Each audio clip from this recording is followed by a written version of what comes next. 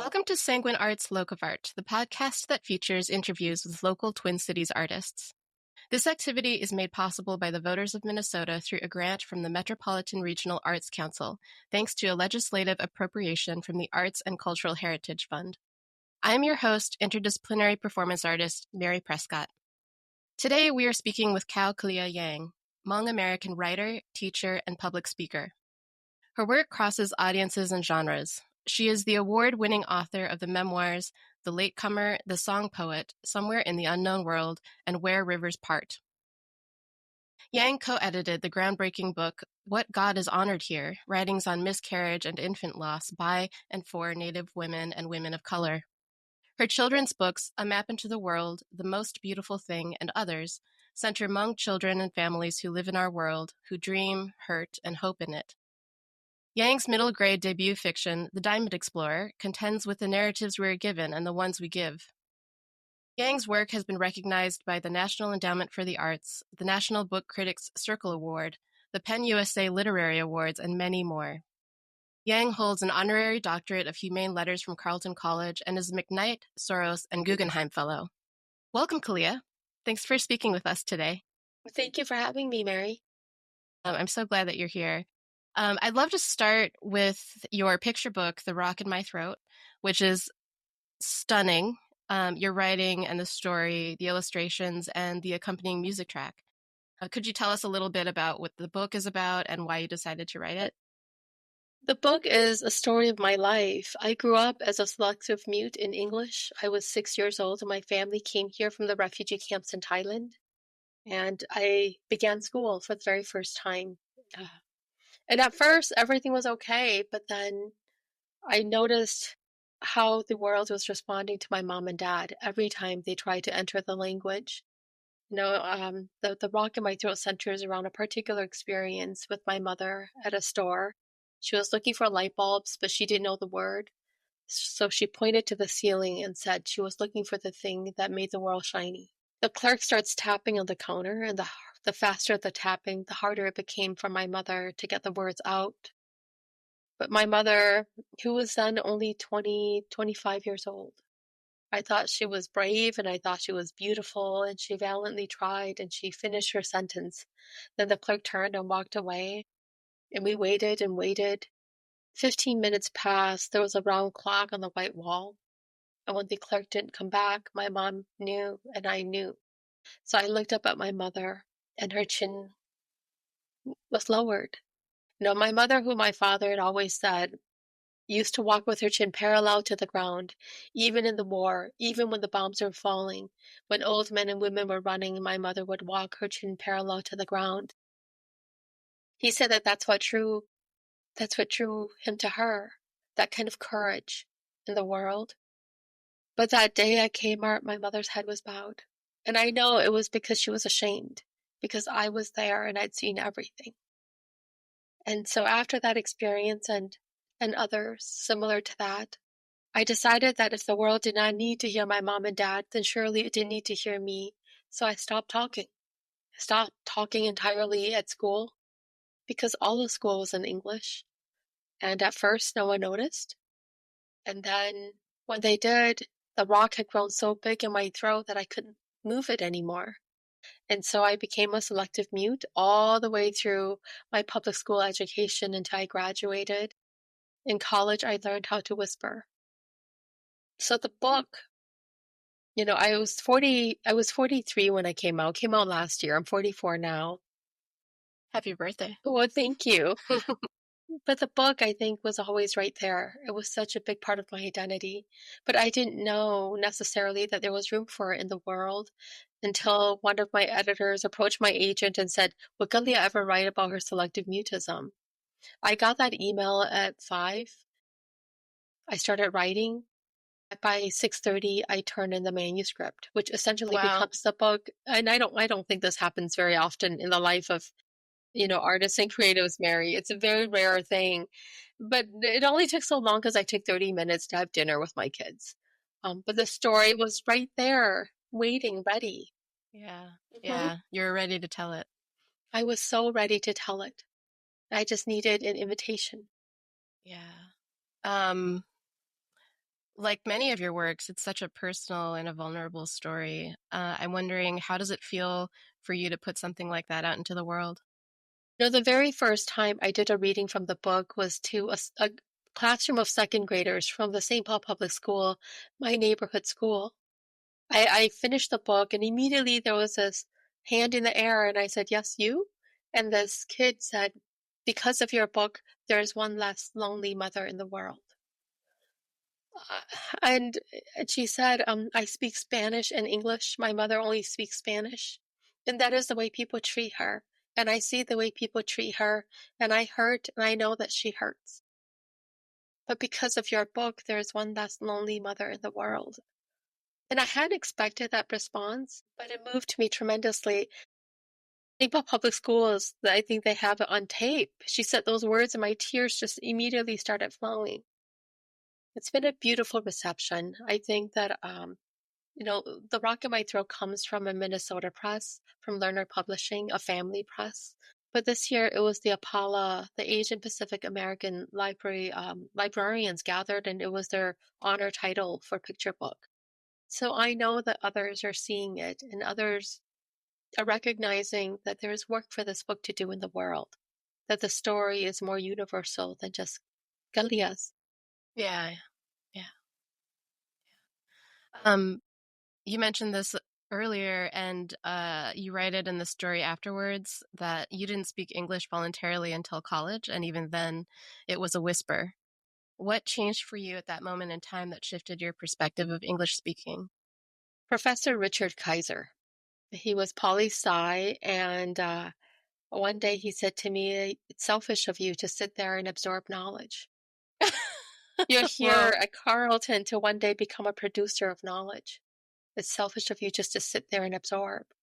And that was the first time I thought, was there something selfish about this thing that I decided to do and that had become all of me? And I slowly learned how to whisper. But the first time I spoke to be heard, Mary, was April 10, 2008, the launch of The Late Homecomer, my very first book. That was the first time I spoke to be heard. Hmm. And And it what shifted wasn't for you at that moment? Excuse me. my father. Hmm. We planned a launch because books should have birthdays. Books traditionally in this country come out on a Tuesday. So it was a rainy, sleeting, stormy Tuesday. We were going to launch it at Concordia St. Paul at the Center for Hmong Studies. And I knew my cousins were coming because we would have cake and we all like cake. But I didn't expect so many people. I walked into the room and there were some 300 people. A lot of them work with children like me. And so suddenly there were all these people, and you can't just launch a book without the author saying a few words. And so I got up to speak and I couldn't, and I chopped all my hair back because I have a tendency to hide behind my hair. And I got red and sat down again, got up and got red and sat down again. And after the third painful time, my father walked up from the back of the room and he had on this jacket. And the jacket's a big deal only because when we were elementary school students, my older sister had won a spelling bee and she got $50. And with that, she bought our father the first pair of shoes that fit him because he had gotten all his shoes from the church basements and they were so big, the dress shoes. And so every time we go to parent teacher conferences, he wanted to look his best, which meant the shoes were always too big. So he'd walk our hands because he didn't want the shoes to slap on the ground. And we walked very slowly and we hated that. And so she bought our father this pair of shoes that fit him. And I thought to myself, one day if I get lucky and I ever get any money, I'm going to buy him something too. And when I was at Columbia University and I was about to graduate, I had $500 left of fellowship money. And so I saw that there was a sale on brooksbrothers.com and I bought him this jacket with that money. And my father, because he spent most of his life as a machinist, he did have many occasions to wear the jacket. But for the night of my book launch, he had it on. So there's this Hmong man walking in this very nice jacket up to me. And my hands are shaking so hard trying to hold this mic. And my dad comes out, he puts out his hand, and I put mine on top of it because mine are shaking so hard. My father has the rough hands of a machinist. Hmm. He's used his hands to cut into metal, and they have suffered. Human flesh suffers. And so I have the soft hands of a writer. And the contrast was so marked. And he Mm. looked at me and he said, if Hmong tears can reincarnate, we would reign the world in our sorrow. But because they cannot, they can only green the mountains of Pumbia. If you speak, if the winds of humanity blow, and maybe our lives are not lost. Then he turned around and walked back to his seat, and everybody is still waiting.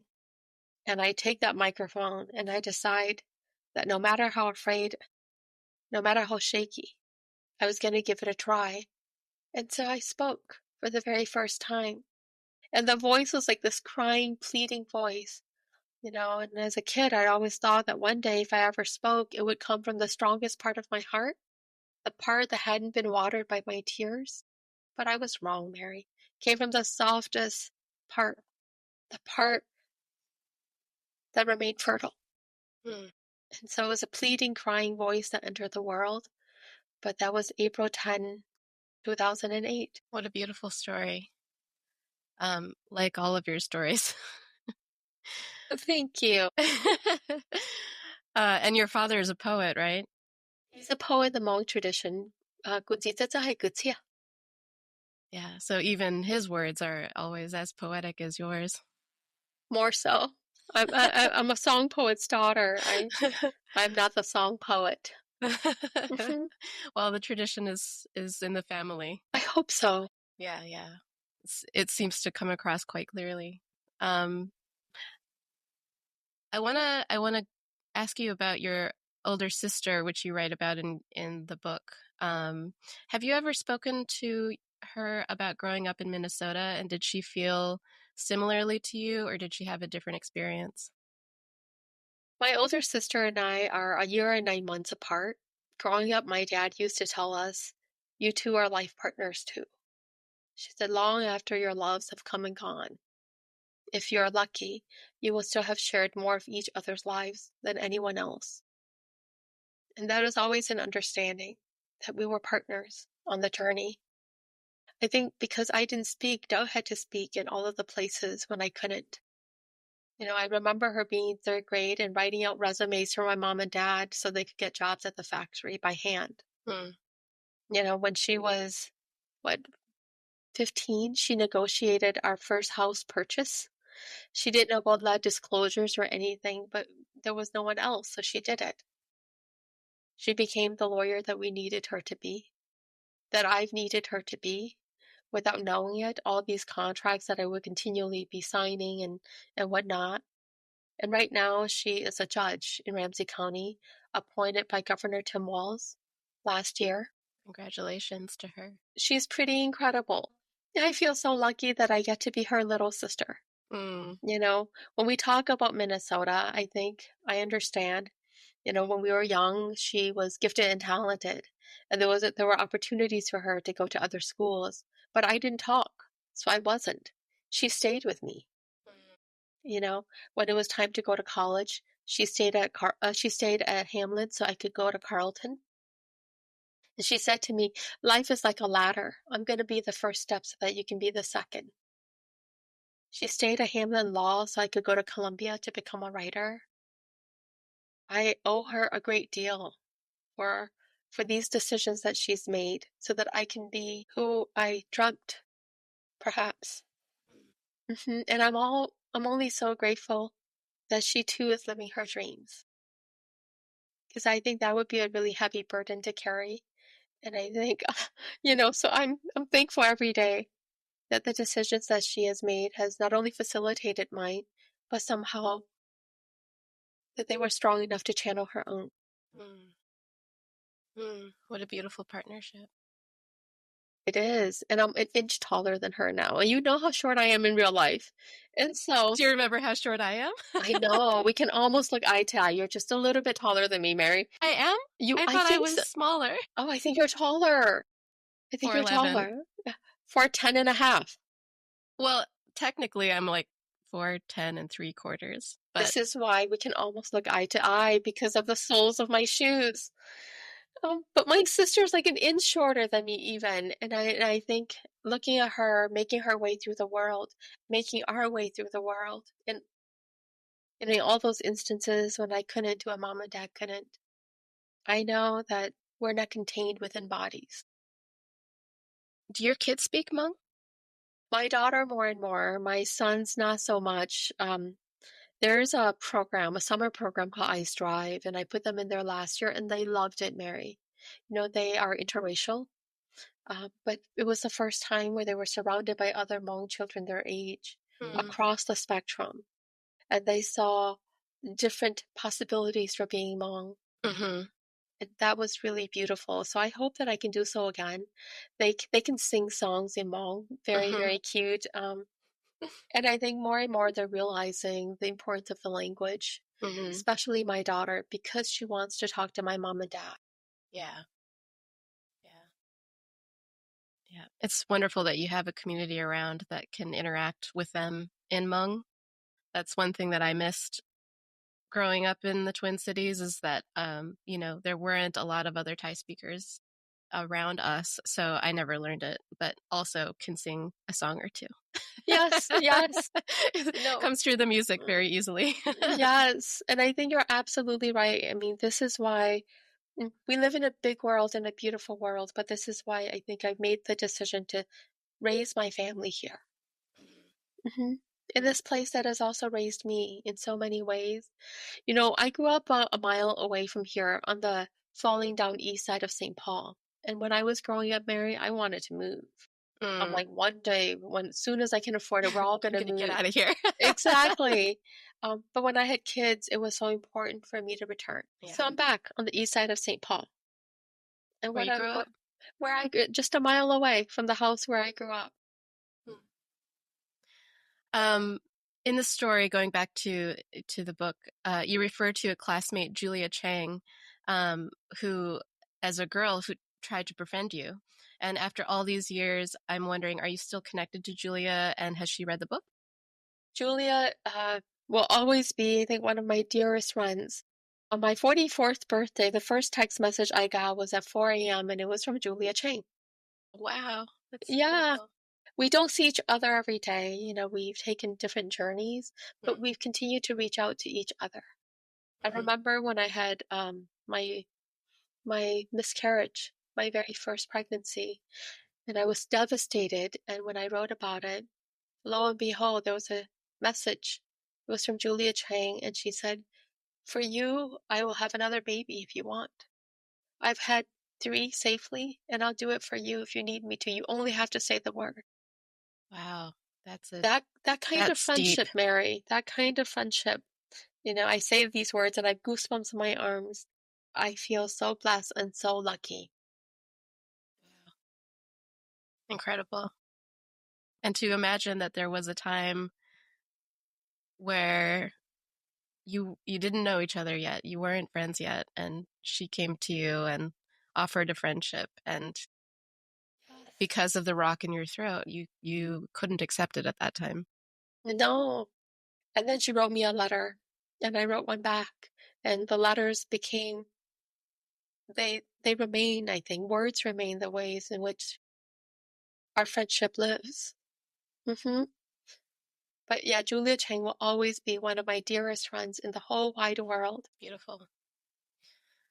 I want to talk about the illustrations of the book because they're so incredibly expressive of the story, and they're gorgeous too. Everything in the book is gorgeous. Could you tell us a little bit about the illustrator and the process of collaboration? I knew if you look across all of my picture books, you'll see that I'm partnering more often than not with Asian women for obvious reasons. There aren't enough opportunities for Asian women in the arts. And so I've made a very conscientious decision. With some titles, I've introduced Hmong American artists into the mix because I think there's so much talent that lives in our community. And there are so many dreams that never get a chance. Mm-hmm. So I'm at this point in my career where I can begin to open doors and windows where I go. And that's an important part of my journey. With Ji Mei, It's a learner title, and so the way learner likes to work is and I publish across the board from your small independent press to the big five. And I publish across audiences and age groups. So learner titles, they like to say to me, here are four illustrators. They could all work for your book. Here are their portfolios. You look at them and you let us know. It's a little bit like The Voice. So I get to do that initial Or The choosing. Bachelor. Exactly, exactly. But ultimately, then the illustrator, they get to read the manuscript and they get to choose. They get the final say whether they'll do it or not. Um, when I saw G May's art, I knew she was the right one. G May is a little bit of an activist, or a lot of activism lives in her heart and Uh, in her art, and I have tremendous respect for that. G May is also Asian American, and this decision was important because you have certain awards like the Caldecott. They will not look at non-American creatives. It's not fair. Interesting. It's not fair, and it is a problem because more and more American publishers are going around the world and finding artists who are incredibly talented, but they won't give them the highest, artistic honor as an illustrator in the land, the Hmm. Caldecott. Hmm. And so I wanted an Asian American illustrator and somebody who would connect to the story deeply. And that was Ji Mei. Ji Mei is every writer's dream. I want to show you just one spread. I know this is Of audio course. and Please show. yeah. So for Ji Mei, the book, the feather represents hope. That's how she connected with it. Mm-hmm. And there's the part at the conferences where the girl is looking out and seeing the wall behind the teacher's head crumble, and she feels the outside world coming in. If you look at the spread, this is, of course, an oak tree. So Mm-hmm. Minnesota, America, Mm-hmm. Midwestern. The bird in the girl's hand is a bird that only lives in the jungles of Laos. Like Ji Mei did the research that in the imagination of this child, she's not only holding a feather, but a bird, sits on her hand. And it Mm-hmm. is this From bird from home. around the world. Yep. Like that level of thoughtfulness, I feel Mm-hmm. so blessed that I get to work with such creative, I think, such meaningful artists. Mm-hmm. So it's such a gift. Ji Mei has been such a gift. Mm-hmm. And where's Gmail based, did you say? Seattle. Okay. Mhm. Okay. Have you met in person? We have twice. Ji Mei came for the Mall of America launch. We launched The Rock in My Throat at the Mall of America Rotunda. Because when I was younger, and Brittany was younger, Brittany had a concert at the Mall of America, and I really wanted to go, but we couldn't go, obviously. And so I always thought, well, one day maybe I could be there still. And suddenly an opportunity came up, and they're like, would you like to launch your book at the Mall of America Rotunda? And I'm like, yes. And so Ji flew all the way here to be a part of the launch. And then the composer, Jocelyn Hagen, who created the music for it, was also there to play the piano live. So it was a beautiful, strangely intimate, because this is the Mall of America, but strangely intimate experience. Mm-hmm. Mm-hmm. Mm-hmm. Um, you mentioned the composer Jocelyn Hagen, who did the music for the book. I'm wondering what prompted you to include the music. So Jocelyn and I had collaborated on the Song Poet Opera through Minnesota Opera. I didn't know Jocelyn previous to the project, but because I'd become the librettist on the project, originally it was a New Yorker. Um, I I think Minnesota Opera wisely decided we need a local composer so that they can be in conversation, so that she can hear Kalia's father's songs and incorporate it into the opera. In that process, Jocelyn and I got to know each other, and we, I think, developed a friendship and a respect. The production was the first time in Minnesota Opera's 60-year history where they had a female librettist and a female composer. Mm. It never been done before. Mm. And so I knew that we were doing important groundbreaking work together. And Mm-hmm. I knew that in my heart that relationship would continue in different ways. So it was my idea. I got the press to commission original pieces. Jocelyn created the music for Rock for another title out last year called Caged, and Jocelyn will create another soundtrack for a Christmas book that I have coming out next year, Mama's Christmas Gift. And it's been beautiful. The children hear the music and suddenly they stop, and then the reading happens and they hear how the music and the words go together. Hmm. Even at huge conferences, the music will come on and I can see the room just listening up. Music, as you know more profoundly than I do, is such a magical vehicle for emotions, for truth seeking. And so I think you have incredible illustrations. If you have a story that's strong enough to stand and you have beautiful music, isn't that like a full sensory experience? Yeah, it's a perfect pairing, and it just each of those elements really enhance the others. Um, it it is a stunning book, and I hope that people will make sure to check it out. I'm gonna for sure be sharing it around. Well, thank you. Yeah. And also I think what a treat for Jocelyn to work with you. It's it's so nice as a composer myself. I know how nice it is when you're working with text that's so lyrical already, So it's I'm sure it's easy for her to set to your libretto. It's exciting for me. And now, Mary, I know another composer. So you see, you might be getting emails in your inbox because I think there's so much work to do Yeah. musically, particularly with picture books. And I've seen its impact. And I think we are proving that it's an incredibly powerful vehicle. Yeah. It's nothing that not a lot of writers do it. Unless you're Kelly Clarkson, then you can have, songs in your book. But generally, children's book authors don't get to have musical accompaniment that's original to the work. And so I'm trying to do something new, and I feel so blessed and so lucky that I get to work with publishers, big and small, who want to play with me. Wow. That's a treat. So yeah, you might get, an email or two soon. Well, we'll definitely be connected, so we could see what unfolds. Um, in addition to the many books that you've written, you're also the author of several published personal essays. And I admit that several of them made me cry as well. One in particular was your father's story of losing his three older brothers as told to you. And we spoke about this briefly before, but your father is a poet, and this essay is indeed very poetic. Could you tell us a little bit about the piece and how you went about its retelling? How much of it is in your father's words and how much of it is you? The form of the essay is interesting for me. Every nonfiction writer begins with the essay, right? As an invitation to think and to ponder, knowing that there's an end, a clear beginning and an end. It's not a book project; it's contained. And so, in the very beginnings, I fell in love with the form. I think it's so neat as a way to package experience and to make it accessible to a wide range of readers.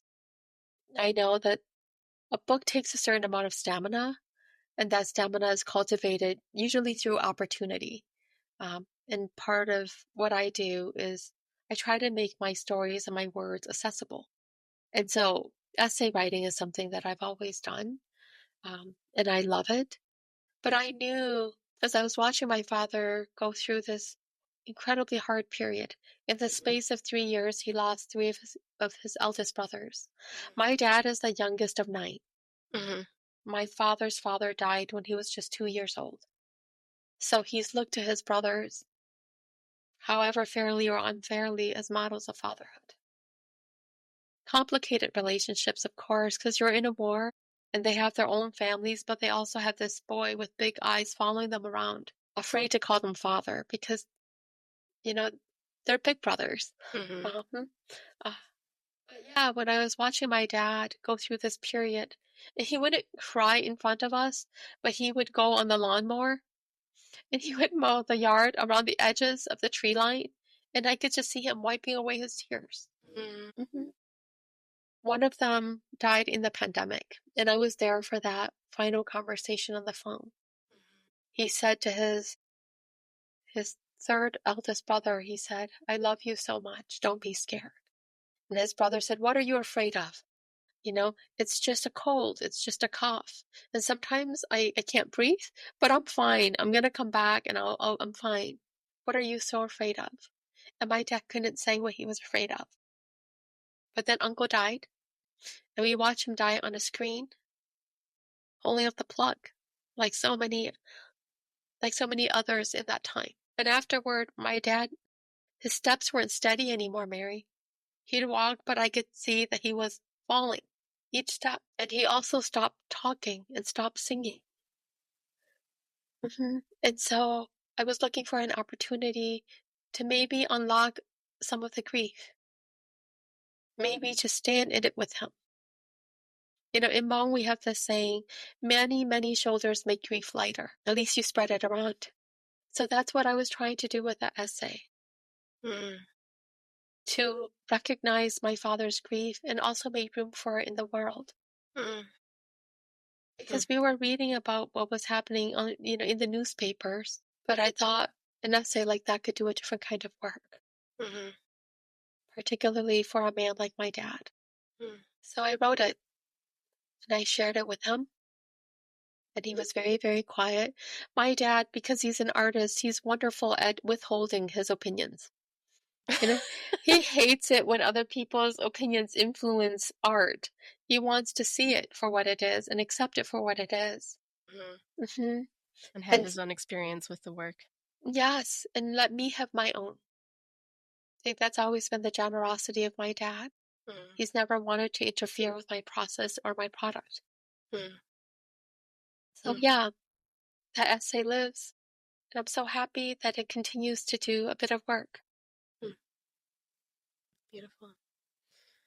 Um, Another essay that you wrote was entitled "Your Threads Have Come Undone: A Letter to a Grieving Husband." You were asked by a community member to offer words to his brother, who is a stranger to you and who had just lost his wife. And it's an absolutely beautiful but emotionally gutting piece, if I'm honest, um, where you offer your own grief to this man through your own story of loss.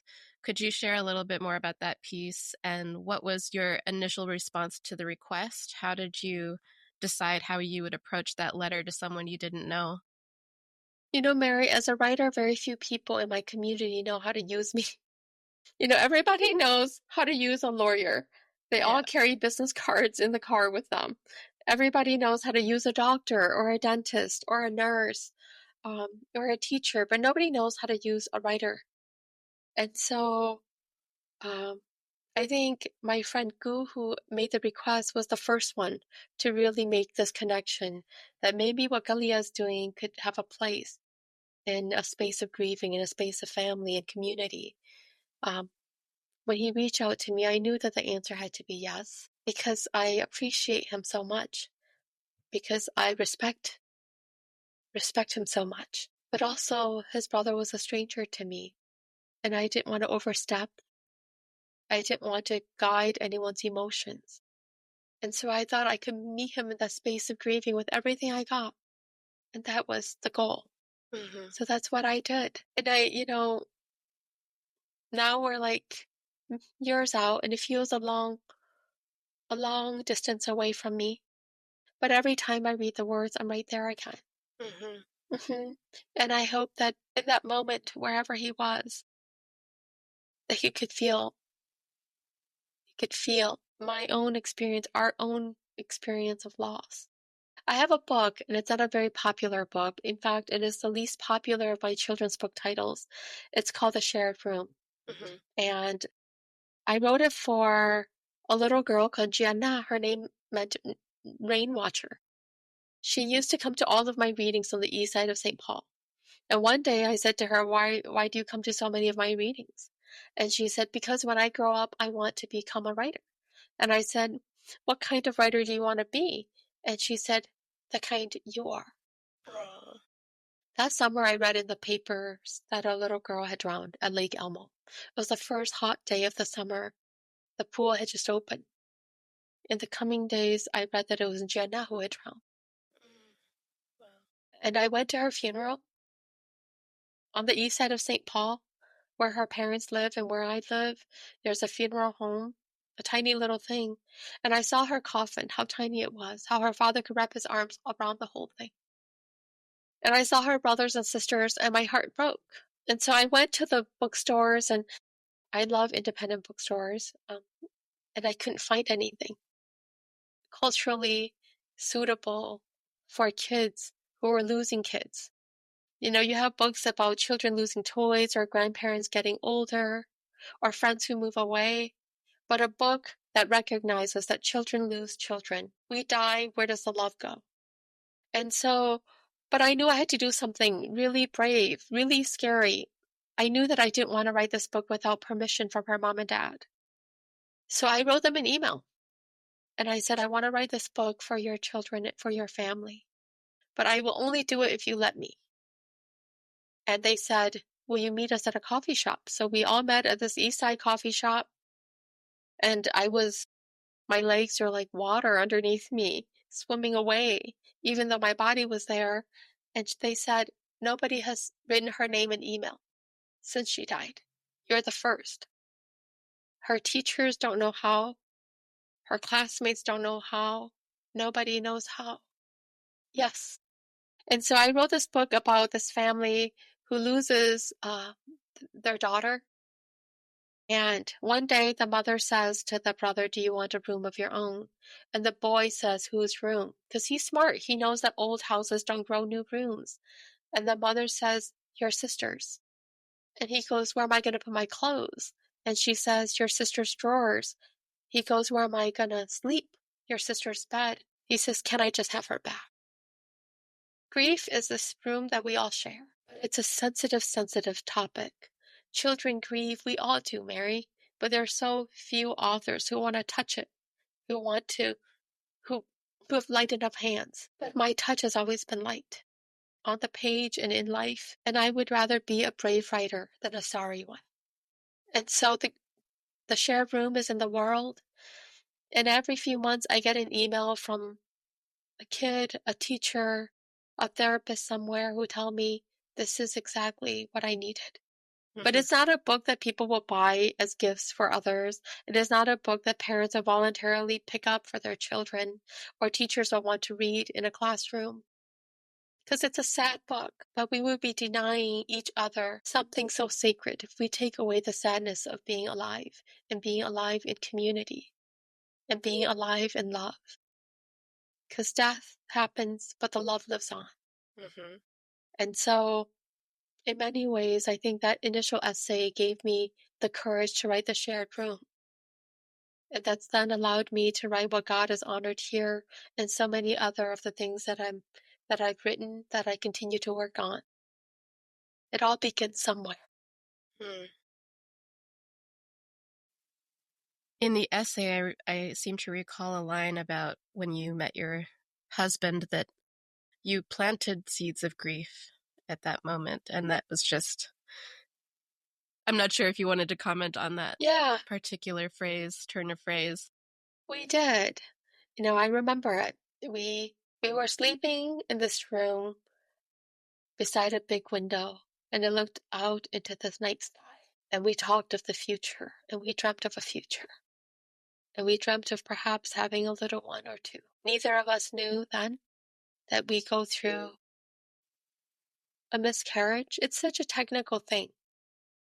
If the baby was 19 weeks, so it's a miscarriage. If the baby were 20 weeks, then it would be considered a stillbirth. But yeah, we planted seeds of grief, and we didn't know it. We were young, and we were in love, and we were hopeful. I'm reading through the Laura Ingalls Wilder books with my daughter, and because I read them so many years ago, and I forgot why they moved me so much. Now that I'm a writer, and now that I've read the critiques, and I understood them even when I was reading them about Native Americans, about the racism that exists in the books.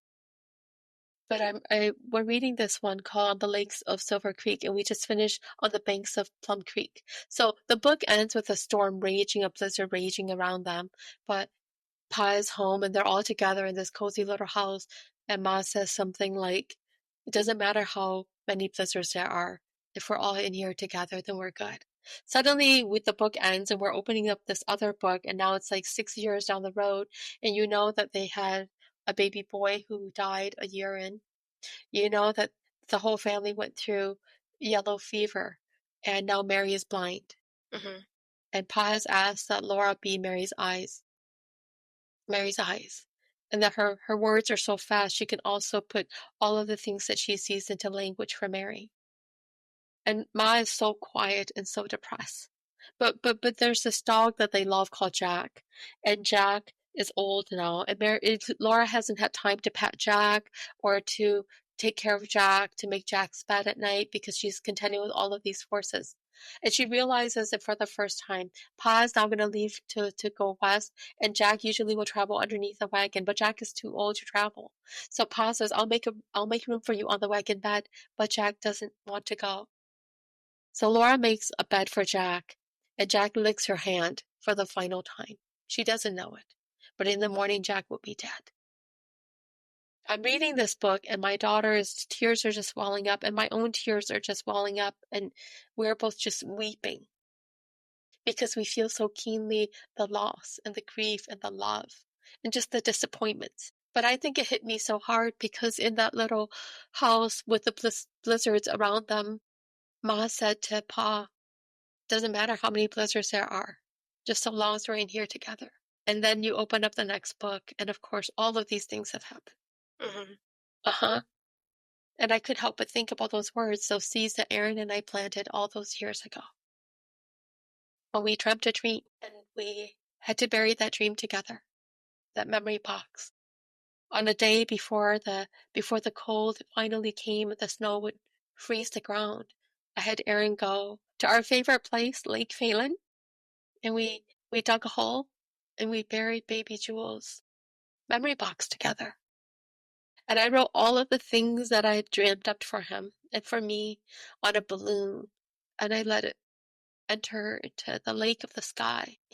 You know that you really love somebody when you hear their cries, even when your own tears are falling. He cried so much, Mary. He cried so much. And then you realize that without your knowing, right? They told me that my miscarriage was that there was no medical rhyme or reason. Right. That they didn't know why. And then I have twin boys. And they also tell me that there's no medical rhyme or reason to why an egg splits. These things happen. But I'm still alive. And somehow, because I'm still alive, life keeps happening. And I keep happening back. And in the end, I know that when I get to the land of the ancestors, baby Jules will be there waiting. Waiting. Just as I had waited for him. Seeds, right? Seeds of friendship, seeds of grief, seeds of love, all these seeds we plant. And my daddy says to me all the time, the work of the artist is to harvest from the garden of humanity. Mm-hmm. But there are things I never want to write, and among them was all of these grief books. But again, I would rather be a brave writer than a sorry writer. And your writing is touching so many people. I believe it. I think that's why I keep doing it. But even if it weren't Mary, I think I'd still do it. Because the heart is the same heart. Thank you for sharing all of that. And for writing about it and for being brave. Thank you. I wanted to ask you, how did you come to writing? Via journaling. There are so many different answers that are all true. In Ban Mi Nai refugee camp, I couldn't go to school because the schools were crowded. There was 50,000 of us, less than a square mile in radius. So the schools were crowded. I couldn't go to school, but I turned 6 in the camp. And I remember every night how the old storytellers would take out their stools and they would sit in all the communal spaces, and all of the kids would gather around their favorite storytellers, and the storytellers would tell us incredible stories. And there was this old man who used to tell stories close to where we lived, and I'd go and sit on the edge. And one time he was telling a story, and he said she was so beautiful that the bushes around started sparkling with her beauty. And I looked and I could see fireflies in this bush on the side, and I thought, the story has come to life. I really did. The story has come to life. Oh, and I fell in love with words. I'd been born in the camp because the camp was fenced and I couldn't leave. For the first 6 years of my life, that was my world. It was everything. And somehow the stories exploded that world for me. They taught me things I never knew, introduced me to creatures I would never meet, and possibilities far beyond anything that was possible in that place where we waited for a possibility. So yeah, I fell in love with stories there, and I knew I was gonna love them forever. And my mom and dad, mom hated telling me stories because I asked too many questions, so she wouldn't, make it far. But dad, he used to tell me all of these stories, and they would never end because just wanted more and more and more. And then we came to America, and mom and dad had to work. They were on the factory clock. And so suddenly they were too exhausted whenever they were home to tell me stories. And then the younger kids came, and I was tasked with being the storyteller um, for them whenever mom and dad weren't home because we didn't have cable television and all of that. And so, Dao, while she was the human VHS, she would create elaborate movies for all of us with library books, um, especially before I became literate. But then I was tasked with telling the kids stories. And so, yeah, I could say it was the journals because I was so lonely and I didn't talk. And my mom bought me journals. And all of the words that I wish I could say to everybody, I said into my journal. I could say it was all of the days when I saw mom and dad, you know, despairing because we'd overdrafted on the bank account one more time, talking about how the future was a beautiful place. And I kept on trying to find beauty in our lives. Not some future, but the lives that we shared. All of those moments, there were so many stories being born inside of me and around me. But yeah, I go back to that one night where that old man talked about this great beauty who made the bushes sparkle and how I thought they were real. Magic. Magic. Hmm. What um what is the role of the song poet in Hmong culture, and do you feel that as a writer in America now that you are carrying on a tradition of that sort? Oh, that's such a wonderful question. The song poet is somebody who remembers the history of a family, the history of a community, the history of a people. The song poet gives a community room to grieve, room to cry, room to celebrate. Because the Hmong are new to what is written, words have always had to write on memory. Generally, the song poet is somebody with a beautiful voice, Mary, who people will want to listen to. Unfortunately, I do not have that kind of voice. When I sing at my best, my siblings say it's a little bit bothersome. Oh, I'm not a song poet in that way. My voice is not the instrument with which I carry these stories and make them accessible to a bigger community. I rely on the written word. The great seamstresses and Hmong women are known around the world for our incredible needlework. Very few people know that skill, that history, that craft, that art was born out of desperation. In the lowlands of China, there was an effort to enslave the Hmong and to annihilate our culture, our written language. The women and girls sewed the language into our clothing. They hid it in the hopes that it might survive generation after generation, and it is a language lost to flowers, to animals. But we have the story cloth and the patao, where so many women still carry forth elements of her stories, and they're beautiful and they're decorative, and I can find them in schools and even on my own walls. But I'm not a seamstress either. I've tried my hand and I'm not very good, and now my vision's just not what it needs to be to pull off that intricacy. So I am not that either. What I We all am have our though, faults. we all have our exactly. What I am is this person who is trying to reclaim our stories on the written page, to make room on the shelves of a bigger world. And I think there is in that a continuation of all of these other traditions. And so many traditions of indigenous groups or what they call us, tribes. And I say they call us that because we don't call ourselves tribes or clans or any of that. You know, um yeah, I'm continuing something I think beautiful and important, but I'm not a song poet, and I'm not I'm not a seamstress either. I rest on the page. I build homes on the page for all of the lonely hearts who cannot find homes in the world that we live in. Mhm. And you weave words. Yes, I try to. And sometimes I'm just swimming in them, and sometimes I'm just lost among them. Well, that's the beauty of it. It's really the beauty of it. Um, do you remember what your first opportunities were as a writer and how those came to you? Yes.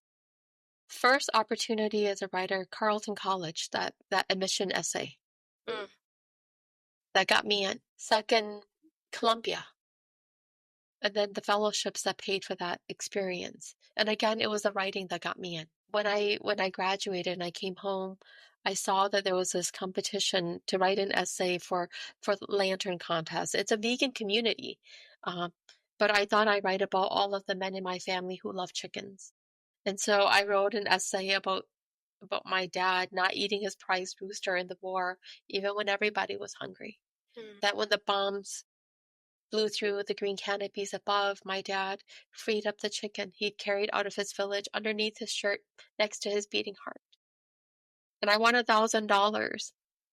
So my first readers were of, Saya magazine, which is a tiny vegan magazine, and this vegan community, which is so cool.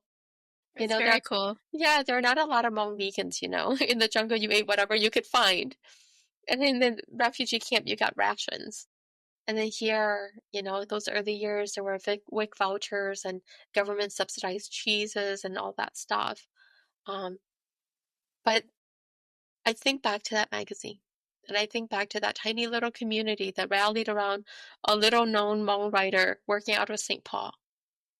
hmm And then I have to say Chris Fishbach, because all of these editors had been courting me when I was at Columbia. Um, they were agents because my professors had connections and they were talking to them about this young writer who was writing this book. And the way agents court you is they take you out for drinks. I was a very cheap date because my preferred drink was lemonade. And then, and then they gave you free books, free books. And I went, several of them invited me to tour their agencies as well. And I saw all of these posters of these books that I loved.